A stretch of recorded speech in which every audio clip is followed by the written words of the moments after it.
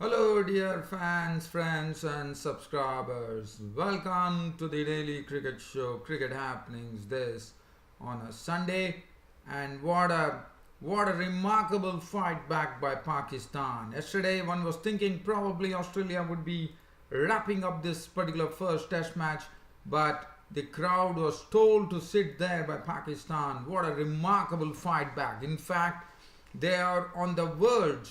I would say not on the verge, but definitely there. I mean, Pakistan have not only shown a fight back, but if at all they make 108 runs today, on that is on the final day against Australia, well, they would be writing a new piece of history because they would have staged the most successful chase in Test history.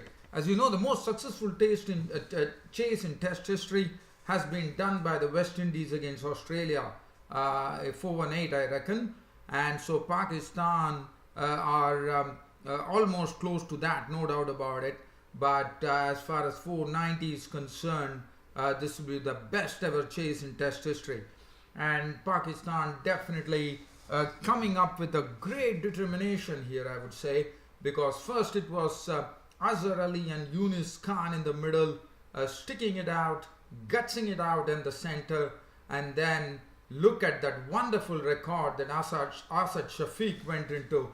Asad Shafiq is technically a very, very perfect batsman, and he's one of those wonderful talents that Pakistan has.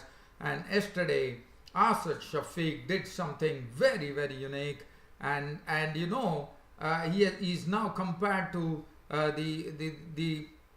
the living legend Sir Gary Sobers of the West Indies, a prolific all-rounder, as we all know, and the reason being that Gary Sobers is the only he used to bat at number 6 for the West Indies, and he got 8 centuries under his belt. And here comes, and that is the highest number of centuries that a number 6 batsman has scored in Test history. I mean, at number 6, coming in at number 6 in a fewer matches. Gary Sobers had 8 centuries in probably 42 matches. When he was batting at number 6, Gary Sobers had 8 centuries. And here comes Asad Shafiq breaking that very big record by reeling off a century. And Asad Shafiq, in only 46 Test matches for Pakistan, has scored his 9th century. He's still there. I mean, he can cover himself with glory. He can cover Pakistan with glory if he goes and actually wins the match for Pakistan, because all the hopes are centered around this bloke Asad Shafiq, who was not out on 100 exactly with 10 fours and 1 6. What a knock from Asad Shafiq under tough circumstances. At the other end, it was a wonderful team effort, I would say, from Pakistan. Right from the beginning, Yunus Khan, Azhar Ali, and then comes Misbah al-Haq was the only one who actually failed with the bat. And then Sarfraz Ahmed did his bit. Mohammad Amir showing great pluck and determination to score 48. Wahab Riaz chipped in with 30. And finally, when stumps were drawn, Pakistan were really, I would say, they are so close, but so far, I would say. But as I said, Asad Shafiq can cover himself with glory, and if that is done, I would say that will be disaster for Australia, because Australia have taken a huge lead and declared the innings closed. And Asad Shafiq, and in fact, Pakistan have already created one more record while chasing the 590. And what they have done is, their successful ever successful chase in a 4th innings was 377 that they did it against the Sri Lankans in Sri Lanka, as we all remember. And here comes Pakistan on the verge of another. So they've already broken their own existing record.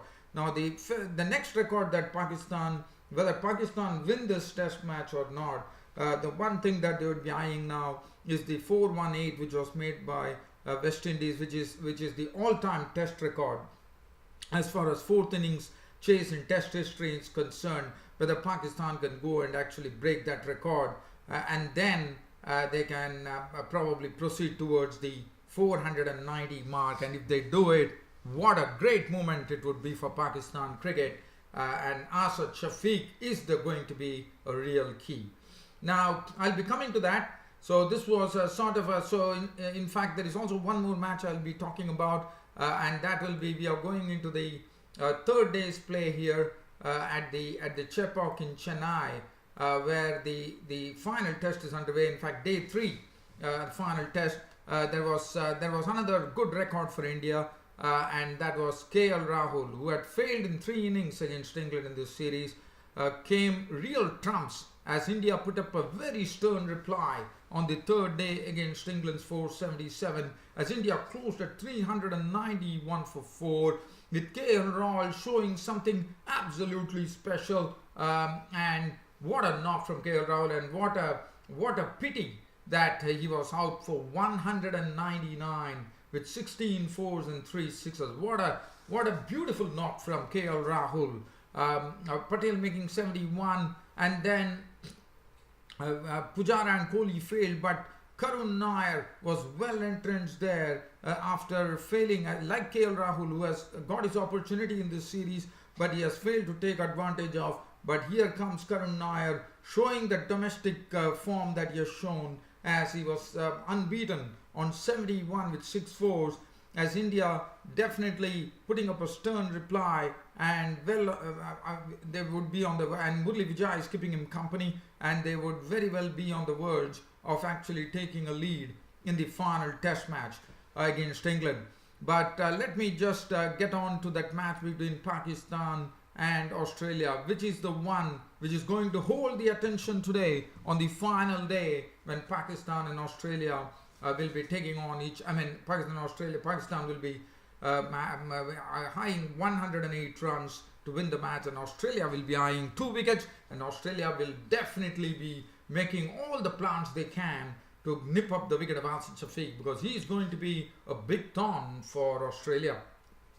Let's have a look at what happened yesterday. So it was Azhar Ali and Yunis Khan at the center, and it was, we know that Azhar Ali is a very technically, a very, very equipped batsman, and he really is one who can really put a chair on that wicket and just stay there and start blocking the bowling, and that's what precisely Azhar Ali was doing.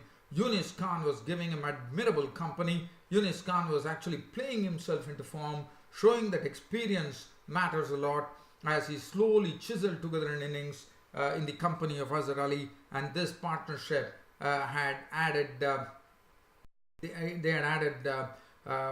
they took the score to from 54 to 145. So basically 90 odd runs were added by this particular pair, and definitely a lot of testing was done. Some bouncers were hurled at both Azhar Ali and Yunis Khan. Azhar Ali also got hit on the back of the neck, but nevertheless he was absolutely safe.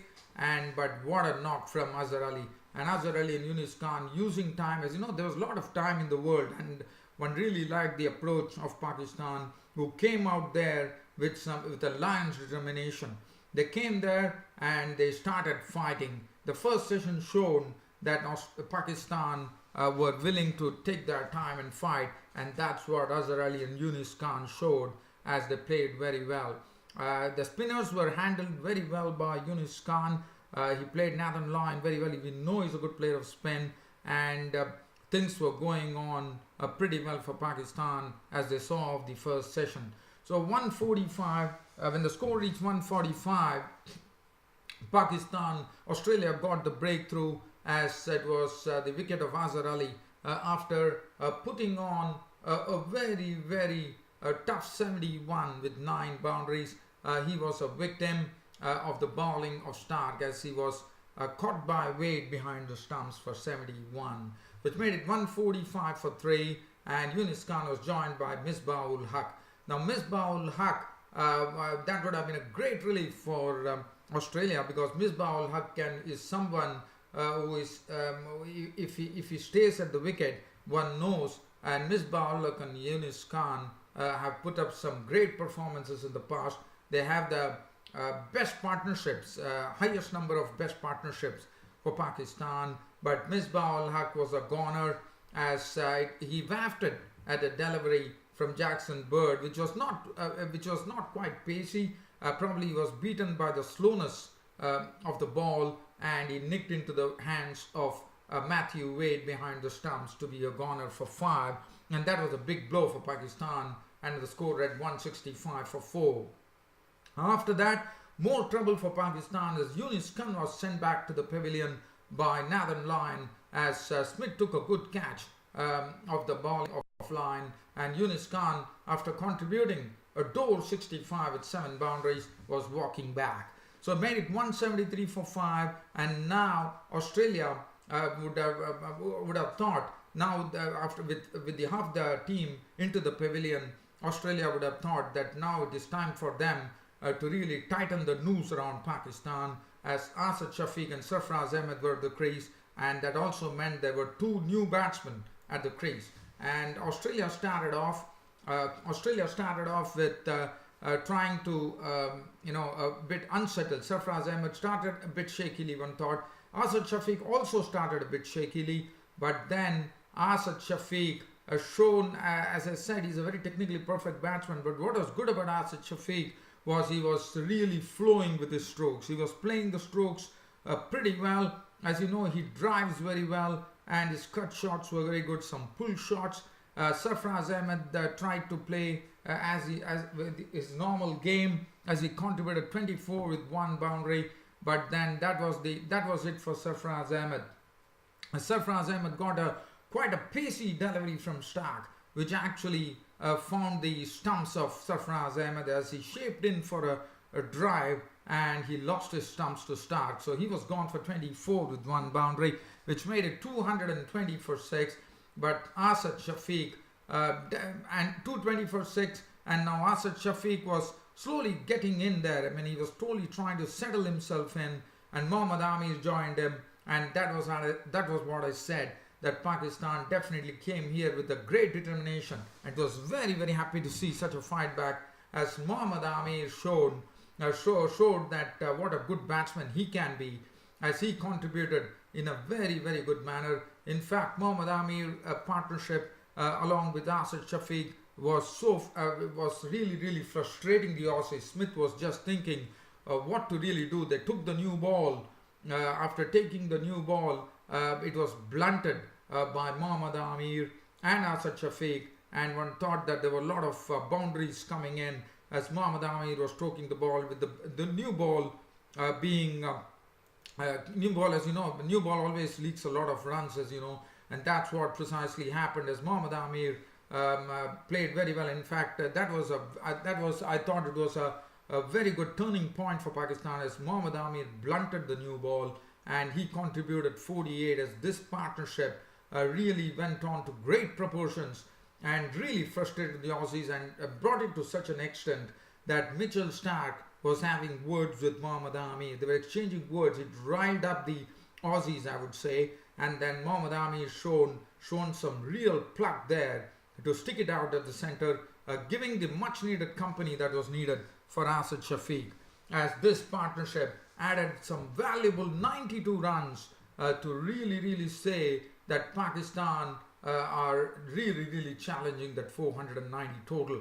And then Mohammad Amir was a victim, as Jackson Bird claimed his wicket by getting him caught behind for 48 with 5 boundaries, but it was still not over, as Wahab Riaz walked in, and Wahab Riaz decided to slam 2 4s and 2 6s by making 30, and Wahab Riaz was the one who was there to see to it that he gave company to Asad Shafiq. Asad Shafiq strode really like a colossus, I would say, as Wahab Riaz, after making 30, was also a victim of the bowling of Jackson Bird, but not before making a very good 30 with 2 4s and 2 6s. And when finally stumps were drawn, Pakistan were really challenging that 490 total, with Asad Shafiq doing something unique, as I said, being the holding the most number of centuries by a number 6 batsman in Test cricket, and he broke the record of Sir Gary Sobers of the West Indies, as Asad Shafiq was not out on 100, 10 4s and 1 6, holding the hopes of all the Pakistan fans today, as Yasir Shah was not out on 4, and Pakistan finishing at 382 for 8, 108 runs separating them, from victory. And as I said, if they could do that, they would have staged the most successful chase ever in Test history, and what a proud moment it would be for Pakistan. But one probably feels, as long as Shafiq is there, I would say Pakistan definitely has hopes of challenging getting on to the winning this Test match. If they lose Shafiq, then it will be all over with only Rahul to come. The bowling figures: 3 wickets for Stark, 3 wickets for Jackson Bird, 2 for 100 for Nathan Lloyd. So really wishing Pakistan all the good luck here, but it should be a real, as I said, it will be Pakistan eyeing victory. They need 108 runs. It is very essential that Shafiq stays at the crease. But for Australia, it's a matter of 2 wickets. But the big wicket that they're gunning for is none other than Shafiq. There's no doubt about it. Well, now let's get on to the other match, which is between India and England. As far as India and England were concerned, as I said, India put up a very stern reply. It was spurred on by the best opening partnership in the series for India, as KL Rahul and Parthiv Patel combined very well to stroke boundaries. Rahul was very, very confident with his stroke making. He was also dealing with the spinners in a nice manner by sweeping them, reverse sweeping them. In fact, we saw a lot of momentum. I mean, India played in a very positive manner, one thought, with KL Rahul and Parthiv Patel getting onto some beautiful stroke making, as Parthiv Patel was driving the ball down the ground beautifully. He was cutting well, and KL Rahul was also doing a wonderful job. In fact, he was shimming down the pitch. In fact, such clean hits for sixes of the spinners. He was coming down the wicket and beautifully and crisply lofting the spinners for sixes. He hit Liam Dawson for 2 sixes right at the start of play, one could say, as Rahul and Patel put up the best opening partnership of the series against England, as there is 152 for the first wicket, to the frustration of the Englishman. But then finally it was Moeen Ali who gave provided him the breakthrough when Parthiv Patel's wicket was taken by, he was caught by Butler with the bowling of Ali for 71 with 7 boundaries. So that is a wonderful partnership of India. India really putting up a great reply, 152 for 1 at that stage. And then Cheteshwar Pujara was really not a good shot from Cheteshwar Pujara, one thought. In fact, Stokes was almost bowling the ball wide outside the off stump, probably onto the 5th stump, and Pujara went on to actually poke at a delivery which was actually going away, and it was Alistair Cook at the slips who took the catch. So Pujara was out for 16 with 3 boundaries. Virat Kohli started off very well, and he played one, hit a boundary which really went off the meat of the bat. But then it was Stuart Broad who angled one delivery to Virat Kohli, and Virat Kohli actually went on to actually fiddle with it, and in the process he ended up giving a catch to Jennings in the slips, and he was gone for 15 with 1 boundary, which made it 211 for 3. KL Rahul was going strong at that end. He was doing his job to a nicety, and as I said, KL Rahul, as I said, he was looking pretty special. He was showing what a wonderful talent he is as far as the batting is concerned. He was really flowing beautifully, and also he was playing sweeps, reverse sweeps, and he knew what he was doing. And it was very difficult for England to actually stop KL Rahul. He was looking pretty good as Karun Nair came and joined him, and Karun Nair proved to be an able companion for Rahul, as Karun Nair really put his head down, and he knew that he definitely was getting this last opportunity, because he has failed hitherto in this particular series, and it was for him to put his best foot forward, and he gave the requisite company that was needed for KL Rahul, as both went on to put up a very big partnership from 211 for 3. KL Rahul and Karun Nair combined in a beautiful partnership which took the score to 372. So that was basically 160 runs partnership between these two. And then finally KL Rahul on 199 One probably thought that KL Rahul will be getting to his double century, and what a pity, as Adil Rashid floated a delivery at KL Rahul. KL Rahul actually spooned the ball to the cover region, and that was it for KL Rahul. He was absolutely gutted, I would say, when he lost that opportunity to register a double century, as Butler took the catch, and KL Rahul, in a very disconsolate manner, walking back to the pavilion after making 199 beautiful runs with 16 fours and 3 sixes. And then Murli Vijay came out, and finally when stumps were drawn, India were sitting at 391 for 4. Karun Nair was not out on 71 with 6 fours, definitely eyeing a century there on a very good wicket. And Murli Vijay was not out on 17 with 3 boundaries as India closed the day. And I'm not going to go into the wicket bowling figures here. Broad, Stokes and Rashid picked up 1 wicket apiece. Well, I don't have much time to really dwell on anything. That's about it as far as today's cricket show goes. There'll be more coming tomorrow. I'll be probably narrating you the Australia, probably if Pakistan, whether, as I said, one has to wait and watch as to really what happens between Pakistan and Australia. And that is the one which is going to be the center of attention as far as international cricket is concerned. Thanks for your company and thanks for watching Cricket Happenings. This is your host Ram signing off on a Sunday. Thank you.